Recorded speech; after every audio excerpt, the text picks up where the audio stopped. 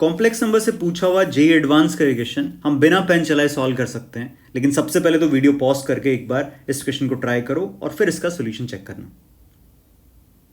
तो यहां पे हमारे पास में ए के मेंशन्ड है cos k pi by 7 plus iota sine k pi by 7, जिसको यूलर फॉर्म में हम लिख सकते हैं a k is e to the power k pi by 7 iota. अच्छा, इसको देख के हमारे दिमाग में सबसे पहले ये आना चाहिए कि क्या ये कुछ कुछ nth रूट ऑफ यूनिटी के जैसा है क्या।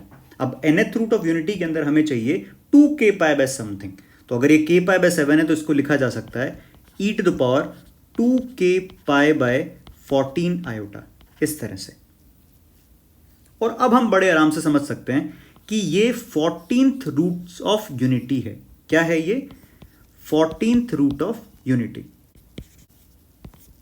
और अगर ये 14th रूट्स ऑफ यूनिटी है तो k की डिफरेंट वैल्यूज के लिए जो ak की वैल्यू हमें मिलने वाली है वो एक तरह से 14 साइड के रेगुलर पॉलीगन की वर्टेक्स है। तो उसी को मैं एक बार जल्दी से यहां पे बना देता हूं। तो ये देखो, मैंने किसको मार्क किया है? ये वर्टाइसेस को मार्क किया है। 14 वर्टाइसेस ऑफ रेगुलर पॉलीगन है ये, ठीक है। और ये डिफरेंट हमारे पास में, जैसे कहीं से स्टार्ट करना, अगर ये A1 है फिर A2, ऐसे करते करते कहाँ तक पहुँच जाएंगे हम? A14 तक हम पहुँच जाएंगे। अब जो क्वेश्चन में पूछा उसके पास चलते हैं। क्वेश्चन में हमसे पूछा है mod of AK plus 1 minus AK। अच्छा, K चाहे कुछ भी हो, जैसे मान लेते हैं K1 है, अगर K1 भी रखूँ मैं तो ये बनेगा A2 माइनस A1 का मॉड। k अगर 2 रखता हूं तो ये बनेगा A3 माइनस A2 का मॉड, और ऐसे करते हुए अगर मैं k को 12 रखता हूं तो ये बनेगा A13 माइनस A12 का मॉड। और इनको ध्यान से पहचानने की कोशिश करो। A2 minus A1, A3 minus A2, ये जो मैंने वर्टाइसेस मार्क करी है, कोई भी दो कॉन्जिक्यूटिव वर्टाइसेस के डिफरेंस का मॉड लिखा गया है यहां पर।